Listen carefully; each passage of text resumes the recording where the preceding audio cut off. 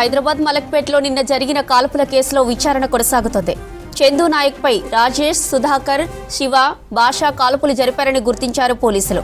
ఈ ఘటనకు కుంట్లూరులోని భూ తగాదాలే కారణమని భావిస్తున్నారు. చందు నాయక్ హత్యలో రాజేష్ ప్రధాన పాత్ర పోషించినట్టు అనుమానిస్తున్నారు పోలీసులు. చందు నాయక్ సిపిఐ రాష్ట్ర కౌన్సిల్ మెంబర్గా ఉన్నారు. కుంట్లూరులోని రావి నారాయణారెడ్డి నగర్లో ఆయన అనుచరులు గుడిసెలు వేయడంతో రాజేష్ కక్ష పెంచుకొని హత్య చేసినట్టు సమాచారం. చందు నాయక్తో కలిసి తిరిగిన రాజేష్ ఈ దారుణానికి పాల్పడడంతో అతన్ని కఠినంగా శిక్షించాలని కుటుంబ సభ్యులు, సిపిఐ నాయకులు పోలీసులను కోరారు. ఇక మరోవైపు ఘటనా స్థలంలో 7 రౌండ్ల బుల్లెట్లను స్వాధీనం చేసుకున్నారు పోలీసులు.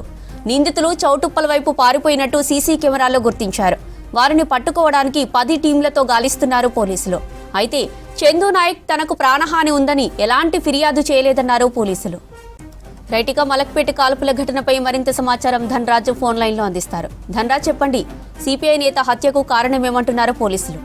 జ్యోతి, హైదరాబాద్ లోని ఈ షాలివాన్ నగర్ లో నిన్న జరిగినటువంటి కాల్పులకు సంబంధించినటువంటి ఘటన పైన కూడా పోలీసులు 10 బృందాలుగా మొత్తం ఈ కేసుని ఛేదించేందుకు గాను పూర్తి ఆధారాలను కూడా క్లూస్ టీం సేకరించడం జరిగింది. అయితే ఇందులో ముఖ్యంగా చూసినట్టయితే నిన్న జరిగినటువంటి కాల్పులకు సంబంధించినటువంటి ఘటనలో దొరికినటువంటి ఆధారాలన్నింటిని కూడా క్లూస్ టీం సేకరించడం జరిగింది. అక్కడ ఉన్నటువంటి సీసీ కెమెరాకు సంబంధించినటువంటి ఫుటేజ్ లో చూసినట్టయితే 3 సంబంధించినటువంటి నిందితుల పేర్లు గుర్తించారు. అయితే రాజేష్, ప్రశాంత్, ఏడుకొండలు అనే ఈ 3తో పాటు మరో వ్యక్తి ఉన్నట్లుగాను ఇప్పటికే పోలీసులు తగినటువంటి ఆధారాలను కూడా రాబట్టగలిగారు. వీళ్ళు చందు నాయక్ ను చంపేందుకు గాను DS-08 HW సంబంధించినట్టు ఒక స్విఫ్ట్ కారును ఉపయోగించారు. ఇది 0875 సంబంధించినటువంటి ఆ నెంబర్ ఆధారంగా కూడా పోలీసులు ఈ మలక్పేటలో చందు నాయక్ పైన కాల్పులు జరిపిన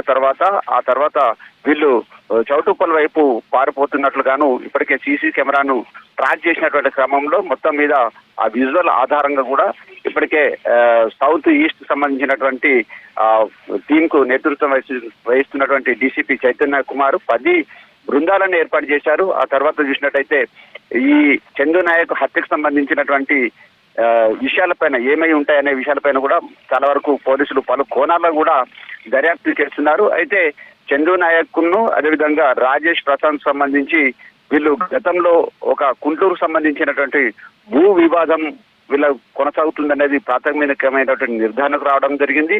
ఆ కక్షల క్రమంలోనే చందు నాయక్ ను చంపేందుకు గాను మొత్తం మీద వీళ్ళు కొన్ని తుపాకులను తీసుకొచ్చి ఆ తర్వాత నిన్న మలక్పేటలో ఉన్నటువంటి షాలిన్ వాహన్ నగర్ లో వాకింగ్ వెళ్లి తిరిగి వస్తున్నటువంటి క్రమంలోనే చాలా వరకు రెక్కి నిర్వహించి చాలా అత్యంత దగ్గర నుంచి కాల్పులకు తెగబడ్డారు. ఆ తర్వాత అక్కడి నుంచి వాళ్ళు తిరిగి కారులోనే పారిపోయినటువంటి ఘటన పైన పూర్తిగా పోలీసు బృందాలు క్లూస్ టీం ఆధారంగా కూడా అక్కడ ఉన్నటువంటి సీసీ ఫుటేజ్ తో పాటుగాను సీసీ కెమెరా ట్రాక్ రికార్డును పూర్తిగా ఛేదించేటువంటి క్రమంలో వీరు చౌటుప్పల్కు పారిపోయినట్టుగా ఇప్పటికే పోలీసులు ఆధారాలను కూడా రాబట్టారు. దాని ఆధారంగా కూడా వీళ్ళు రాజేష్, ప్రశాంత్, ఏడుకొండలుగా ఇప్పటికే పోలీసులు ఒక నిర్ధారణకు రావడం జరిగింది. ఇక తదుపరి సంబంధించినటువంటి దర్యాప్తునంతా కూడా ఇటు పోలీసులు ముమ్మరంగా దర్యాప్తు చేస్తున్నారు. భూ తగాదాలకు సంబంధించిన విభేదాల మరి ఇంకే ఇతర ఏమైనా కారణాలు ఉన్నాయా అనే కోణాల్లో కూడా పోలీసులు దర్యాప్తు చేస్తున్నటువంటి సిచ్యువేషన్ ఉంది.